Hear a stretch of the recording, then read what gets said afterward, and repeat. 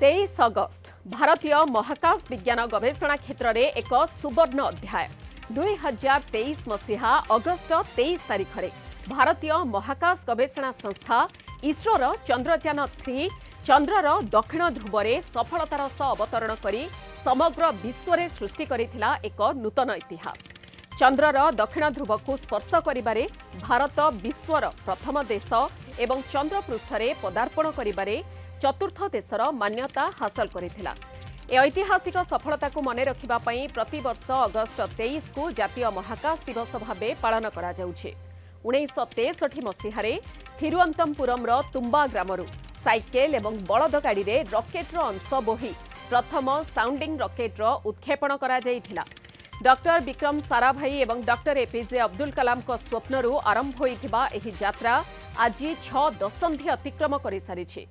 आर्यभट्ट उपग्रह आरंभ करी एसएलवी, पीएसएलवी, जीएसएलवी, LVM-3 भली शक्तिशाली रॉकेट निर्माण करी इसरो निजकू विश्वर श्रेष्ठ महाकाश संस्थागुड़िक मध्य स्थापित करिपारिछि। चंद्रयान-1 चंद्र रे जलर अणु आविष्कार करिथिबा बेले चंद्रयान-3 चंद्रर दक्षिण ध्रुव में शिवशक्ति पॉइंट स्थापन करी भारतर पताका उड़ाइछे। 2013 रे निजर प्रथम प्रयास रे ही मंगल ग्रहर कक्षपथ में पहुंची भारत विश्व को चकित कर देइथिला। सूर्य को अध्ययन करिबा पई भारतर प्रथम सौर मिशन जहां निर्धारित लाग्रियान पॉइंट 1 रे अवस्थापित हुए सौर वायुमंडलर गवेषणा करुछि।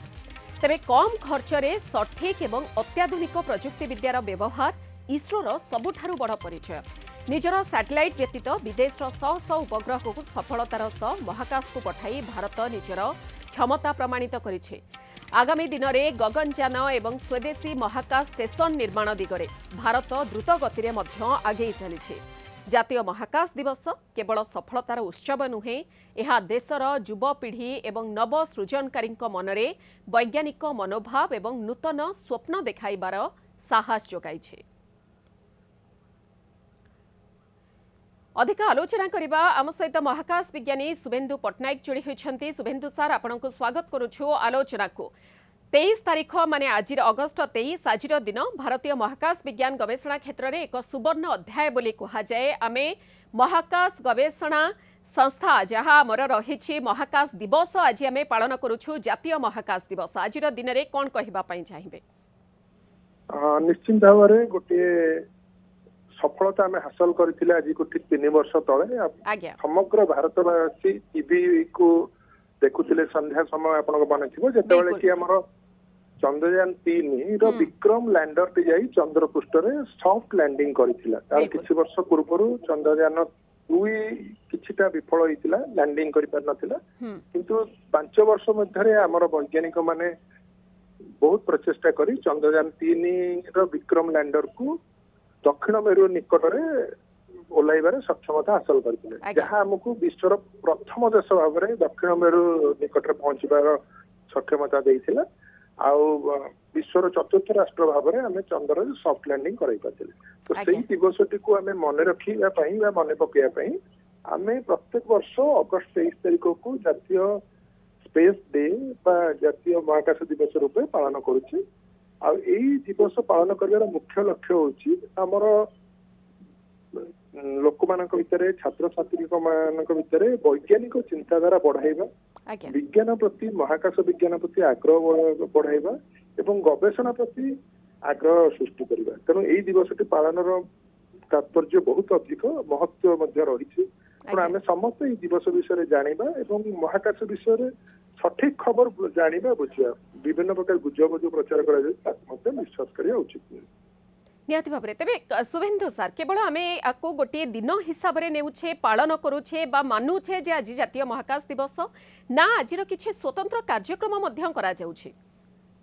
देखंतु ए जातीय महाकाश दिवस परिप्रेक्षी गत 7 दिन धरी विभिन्न अनुष्ठान पक्षर बहुत प्रकार कार्यक्रम करा जाउछी। विशेषकर स्कूल कॉलेज रे हो छात्र छात्री मान प्रतियोगिता हो बहुत किसी कार्य करा जाउछी एवं पेपर रे लेखा बाहरुची, टीवी रे आलोचना करा जाउची, जहाँ द्वारा कि लोकक मन रे गोटे महाकाश प्रति आग्रह सृष्टि हबो आ से विषय जानिया पे आग्रह सृष्टि हबो। आपण जानि खुशी हेबे जे आजिकली बहुत छात्र छात्री चाहूचंती आमे ମହାକାଶ କ୍ଷେତ୍ରରେ ଗବେଷଣା କରିବୁ, ओके କିଏ କହୁଛି ମୁଁ ଗୋଟେ ସ୍ପେସ୍ କୁ ଯିବା ପାଇଁ ଚାହୁଁଛି, ରକେଟ ତିଆରି କରିବା ପାଇଁ। ଏବେ ଏପରିକି ବହୁତ ଗୁଡେ ଘରୋଇ ସଂସ୍ଥା ମଧ୍ୟ ଆଗେଇ ଆସିଲେଣି, ବହୁତ ଗୁଡେ ଷ୍ଟାର୍ଟଅପ୍ ହେଇଗଲାଣି। ଆମର ପାଖାପାଖି 400ରୁ ଅଧିକ ଷ୍ଟାର୍ଟଅପ୍ ହେଇଗଲାଣି ମହାକାଶ କ୍ଷେତ୍ରରେ କାମ କରିବା ପାଇଁକା। आज्ञा ତ ନିଶ୍ଚିତ ଭାବରେ ଗୋଟେ ଭଲ ସୂଚନା ବୋଲି ଆମେ କହିପାରିବା।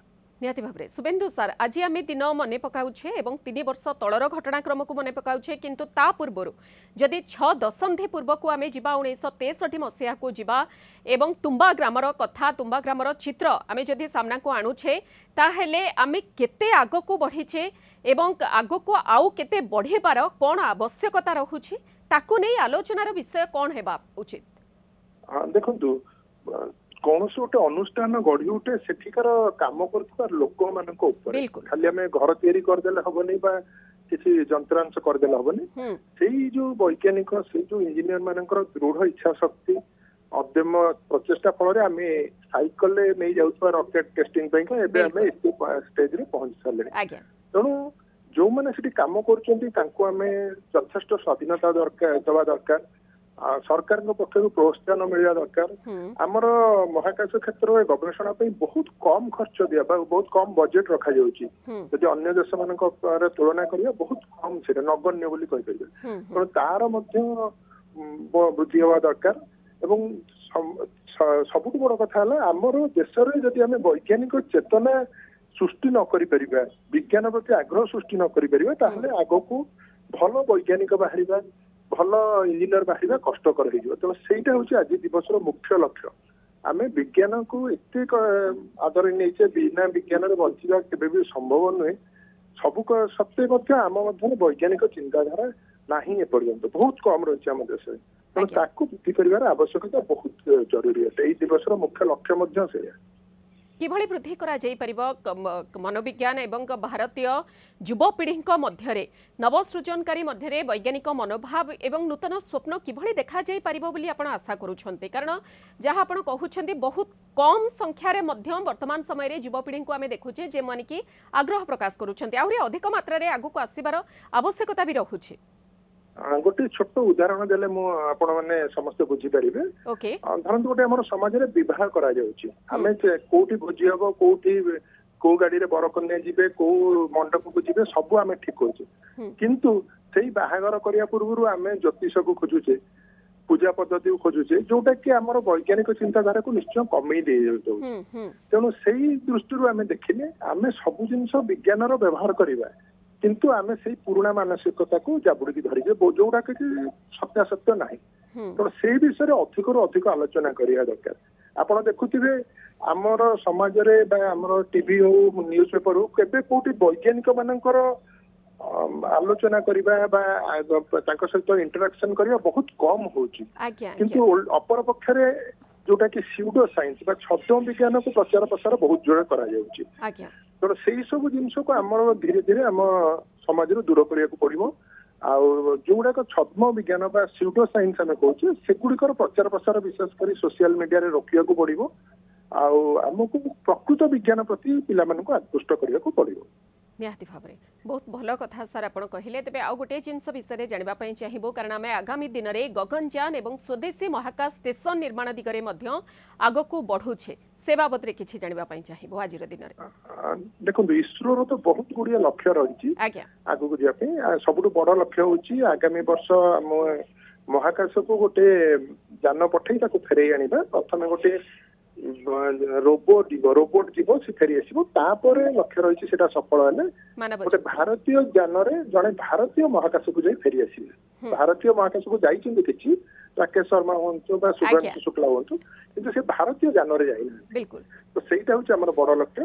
तापर आउ गोटे रही 2029-30 बेलू जो कि चंद्रयान 4 जीव चंद्रयान 4 जीव चंद्रपृष्ठ को सेठी ओल्हे किसी नमूना संग्रह कर माटी गोड़ी पत्थर कर संग्रह कर पुणी फेरी आसो आम पृथ्वी पृष्ठ को। तापर आम स्पेस स्टेशन निर्माण 2034-35 बेलू हबार रही योजना। 2040 बेलू चंद्र को मनीष पठेबार योजना रही कारण से सब दुर्घस्थित योजना माने ये सब कम करने बहुत दिन प्रस्तुति दरकार। तो से सब दिगरे इसरो तो निश्चय कम कर चली। ସେଥିପାଇଁ ଯଥେଷ୍ଟ ସରକାରଙ୍କ ତରଫରୁ बिल्कुल ସହାୟତା ଏବଂ ଅନ୍ୟାନ୍ୟ ସଂସ୍ଥାରୁ ମଧ୍ୟ ସହାୟତା ଦରକାର ପଡୁଛି। निहाती ତେଣୁ भाବରେ ଆମେ ଏବଂ ଆଶା आम କରିବା वर्तमान समय भी देखुछे शुभेन्दु सार जे सहायतार हाथ मध्य बढ़ुछि आग्रह पिलामानकर मध्य बढ़िलाणी तेणु वर्तमान समय रे जो लक्ष्य आगकू रही महाकाश विज्ञान क्षेत्र में से लक्ष्य धीरे धीरे पूरण मध्य हेउछि एवं गगनयान स्वदेशी महाकाश स्टेशन चंद्रयान 4 जो लक्ष्य आगामी वर्षगुड़िकर रही निश्चित सफलता पाइब ए विश्वास समस्तंकर रहुछि प्रत्येक भारतीयंकर मध्य रहुछि। बहुत बहुत धन्यवाद डॉक्टर शुभेन्दु पट्टनायक महाकाश विज्ञानी आम सहित रही जे प्रसंग में अधिक आलोचना करुथिले।